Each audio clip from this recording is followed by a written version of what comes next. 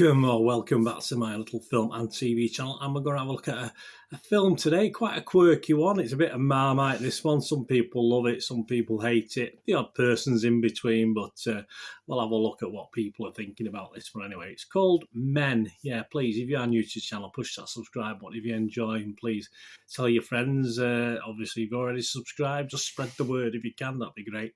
Of course, any thumbs up will be much appreciated by an old film watcher like me, who obviously sometimes I see some great films, sometimes I see some bad films, and sometimes I see some films I'm not overly sure about, and this Men must probably fall into that category.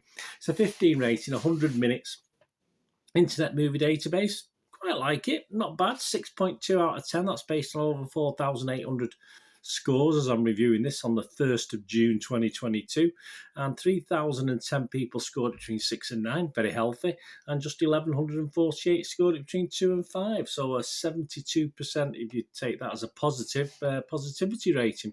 Rotten Tomatoes audience, so they're not overly enthused. They were 2.7 out of 5, so that equates, 5.4 out of 10. It's classed, yeah. It's a interesting title, a folk F-O-L-K, folk horror drama, and this has been written and directed by Alex Garland, who is a bit of one of those guys that you sort of like or you don't like as well. And this is the basis of this film. I think it was released in the US on the 20th of May 2022, and it should be available around and about in the UK on the 1st of June. I would probably advise you to sort of wait for this to stream as a cinema film. I'm not too sure. It does sort of work most of it, but a lot of it doesn't. So anyway, I'm not whatever you want to do. To me, I prefer it as a streaming film rather than a cinema film. It stars, Jessie Buckley as Harper Marlowe, and Rory Kinnear stars as about, 20, 30 blokes. I don't know. He's the owner of this house that Jessie Buckley as Harper stays in. But he also portrays numerous men in the village, and I think that's one of the points of the film. Obviously, it's called Men, so that's what we get. Papa Asedu is James Marlowe, Harper's deceased husband. I'm not giving any spoilers away there. We know that quite quickly in the film. And Gail Rankin as Riley, a friend of Jessie's, of course. The critics seem to like it. For me, yes, I wasn't surprised when I watched this film. I think generally the critics are going to like this. I was quite right. I was a bit surprised how many of the public liked it. But it's fair enough. I mean, Rotten Tomatoes, 73% positivity. That's based on 189 critics' reviews. That's 137 fresh and 52 rotten, averaging 6.8 out of 10, so very good. And the consensus, if its narrative and thematic reach sometimes exceed its grasp, it does. Magnetic performances from a stellar cast, they help Men make the most of its horror provocations. I can't help but watch Kinnear and just think of a couple of the comedies he starred in. I can't really take the guy that seriously, unfortunately. He's been a bit tainted by some of the stuff I've watched over here in the UK. If you're not familiar with the guy, it may not be too bad, but yeah, it did sort of bring it down just a little bit for me, but it did a great job. Metacritic, the other critic site we'll look at, a score of 66 out of 100. So again, very, very good. That's based on 50 critics, and it scored anywhere between 50 out of 100 and 91 out of 100. The film stage's Jordan Raup, he only give it 50 out of 100. He said, the film is all the better for not over-explaining its gleefully outrageous final moments. But one wishes the journey getting there was handled with more consideration. Empire, they give it 60 out of 100, so not too bad. Alex Garland once again shows an unmatched ability, they say, to conjure a beautifully uneasy atmosphere, the sense of which lingers on past the closing credits, but the substance underneath doesn't quite connect.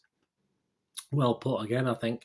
But David Rooney got it 80 out of 100. He's from The Hollywood Reporter. He said, the fact that the outcome is wide open to different interpretations makes Men a more ambiguous work than Garland's sci-fi horror hybrids Ex Machina and Annihilation.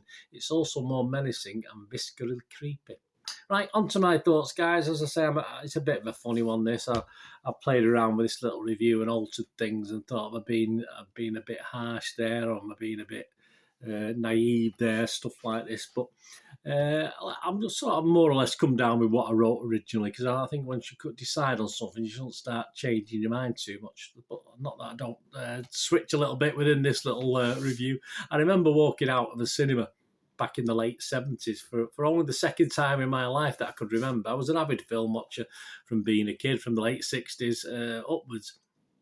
And I think I watched this on my own, if I remember, as an adult. And it was a film called The Shout. Now, I think I have seen it since, and it didn't seem as bad as it was at, obviously, when I was late teens, early 20s. But yeah, it was a film for me that was probably up itself. The director and filmmaker probably enjoyed doing it, the crew, etc. But it just didn't work for me. And I don't think it was something I wanted really to go and watch at the cinema. Previously, I think the only one I'd walked out before that was when my mother dragged me out of Fantasia, which I think I was a little bit bored as well, in all fairness, at the time. I wanted to be entertained, as I do now. And this is perhaps where I'm looking at this film in a slightly different slant to other people. Thankfully, as I said, we now have an option with streaming films. We can just choose to watch a movie or do something while it's on in the background. And of course, that's what I do. And obviously, the vast majority of films I watch are on streams. Occasionally, I get to the cinema, of course. I know what the film is about. If someone's going to say, "Oh, Bernard, you're being unfair," of course I know what it's about. I know what the critic is. I know what it's depicting. The film's entitled Men, and there is that eeriness in it of this woman, obviously, amongst all these men, and it is quite scary, and I appreciate that. But I sort of base this thing on being entertained or not. And as I said, I understand what it's all about, so it's not, Bernard, you're missing the point. I don't fully understand what the point is, but as I said, I watch a film to be entertained. I don't want to be educated or preached to or whatever. So yeah, I stuck with this one. After the first half. You'll start respect for the two leads, Buckle and Kinnear. They were exceptional. As I said, despite my reservations on Kinnear with his other stuff. But sadly for me, this is another film that appeals more to the filmmaker and the critics. There are some genuinely creepy moments in this, don't get me wrong. Certainly in the first half of the film. I mean, the creepy moments in the second half just got a bit silly for me. They didn't quite work as much.